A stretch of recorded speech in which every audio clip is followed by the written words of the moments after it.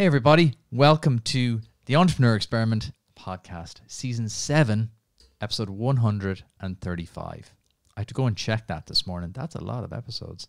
It's been a while since you heard from me. It's been a month and a half. June 16th was the last episode we did, and that was with Aidan Corbett from Waveflyer. Hugely popular episode. But welcome back. Today we're going to chat about the new season. We're going to chat about what I've been up to, tell you all about me holidays, chat about our new partners. We'll chat about what I've been working on in terms of new projects, and also chat about the new guests we have lined up for season 7. And I need your help at the end with a bit of feedback for the new episode, or the new season even. Here we go. So what have I been up to? I've been on a month and a half break. What have I been doing? I've been on holidays for the last 10 days or so. First off, went to Cork with my friends from home. Every year, group of us, we've been friends since we were very small, went to school together. We meet up every single year and do a lads trip. Varies. We've gone to like such illuminous places as the Isle of Man, Galway, Cork. Very standard places, but the point is just get together, do something fun, have a few pints and just chill out. Life passes you by pretty quickly as you get a little bit older. Things happen, life gets in the way, so it's an anchor every single year. We do it regardless. We're thinking about going to the Monaco Grand Prix next year. That could be our big one. Anyway, regardless, went on holidays then with the family, took a camper van down to the south of Ireland, started in Wicklow, Wexford, Waterford, Cork, all the way around. Did something very similar last year. Loved it. Started off in Dunmore East. Why hasn't someone told me about Dunmore East and how good it is? It's unbelievable. It is hands down one of the best places I've ever been in Ireland. It's just such a cool place. Now look, we got great weather, so obviously in Ireland that makes a massive difference. But like places like the Strand bar where you just can like sit, have a pint of Guinness, some incredible food, just looking out on the sea. Honestly, like it sounds like such an Irish thing to say, but you could be in the south of France. Absolutely beautiful. So we went there first, then we took the camper van along, did a trip along the coast, did like the Copper Coast Drive, then went on into Cork, up into Bantry, places like that, and then made our way back to Dunmore because it was just so nice and we felt really chilled out there. Going away during COVID is a little bit funny, all right? Like going to Cork with the lads was a bit odd in terms of it took ages to find somewhere to go. Like so many places were either doing outdoor only and they only had like maybe 8 seats, or they were doing indoor but they were booked, but they were doing like indoor and outdoor, but they were all like couldn't fit 5. It was a bit stressful. So when I went away with the family, we just took it easy. Just went to places that were nice, casual, relaxed, and it was so enjoyable. I have an awful habit of not making time for holidays. Like as an entrepreneur, you kind of get involved, you get kind of caught up in what you're doing. Oh, I don't deserve a holiday. I should be working harder, blah, blah, blah. I don't work hard enough anyway. Like all these things run through your head. I think a lot of entrepreneurs I've spoken to feel the same, that you always feel like you could be doing something else. When you're working for yourself, you always feel you could be spending that time doing somewhere else. But the headspace I got from just being away was massive. It was absolutely brilliant. So highly recommend. I know we've been at home a lot and you kind of feel like, oh, well, I've been at home a lot, so I've kind of been a break. But it's so important to get a brand new perspective on things just by being away. So that was incredibly good. Then I did a YouTube course, which if you're watching this on YouTube now, you're getting the benefit of it. Funny story on that. This is the second time I'm recording this episode for YouTube. If you're a nerd and you've listened to it already on Spotify or Apple, it's totally different because I pressed play on the camera. It recorded for 3 minutes, 36 seconds and then shut off because I hadn't deleted the memory. So there you go. You get rusty when you don't do pods every single week. Also, my camera was sent back to the manufacturer twice during this time for various issues. But anyway, by the by, we're back and we're on YouTube. We're going to try to get these episodes on YouTube every single week. I feel YouTube is somewhere I really want to focus a lot of my time on. I have some really cool projects coming up and I think that really benefit from having a visual element and just to chronicle them for myself as well. Also, just from a podcast discovery point of view, YouTube is huge, right? So if you're listening to this now, I'd love to know where you actually heard about it first. Inevitably, it's probably going to be from a friend, word of mouth, someone sent it to you on WhatsApp, because pods are actually quite hard to grow.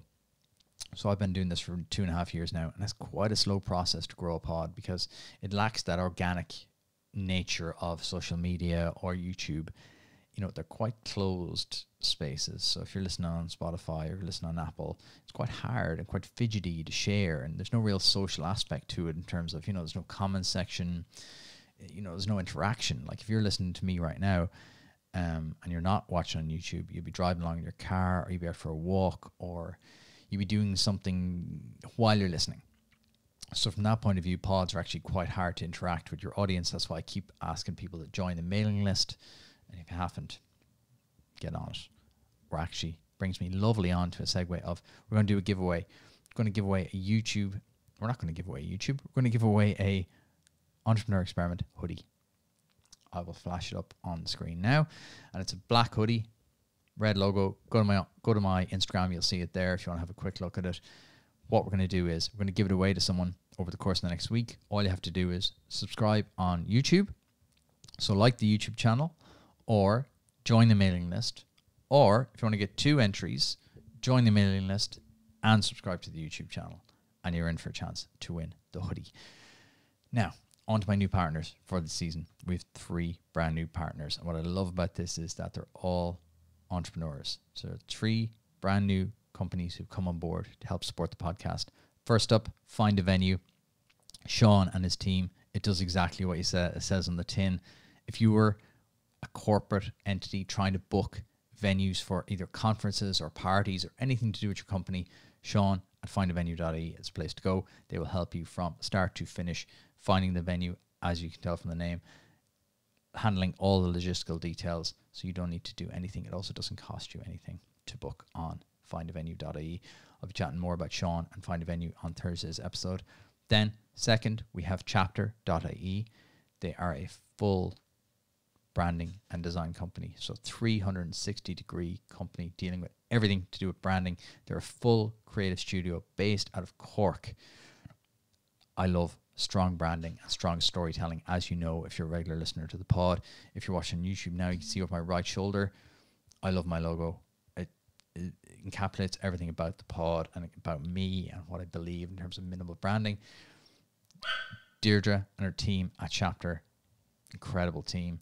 Go look at their website, chapter.ie. You'll see all the companies they've worked with. So if you're looking to create a brand new brand from scratch and you have a budget to spend, they will help you from concept to final project. Or if you've got a brand and you're like, it's good, could be much better, Deirdre and her team will help you reshape the whole brand. That's chapter.ie. And finally, we have Bay Street Innovations. What do they do? Gareth and his team will help you. If you're a small to medium-sized company, they'll help you streamline all your technical needs. So if you have a huge amount of manual, repetitive processes, they will help you streamline the whole thing through clever automations and innovations. Also, they can help you design a full brand new product suite from scratch.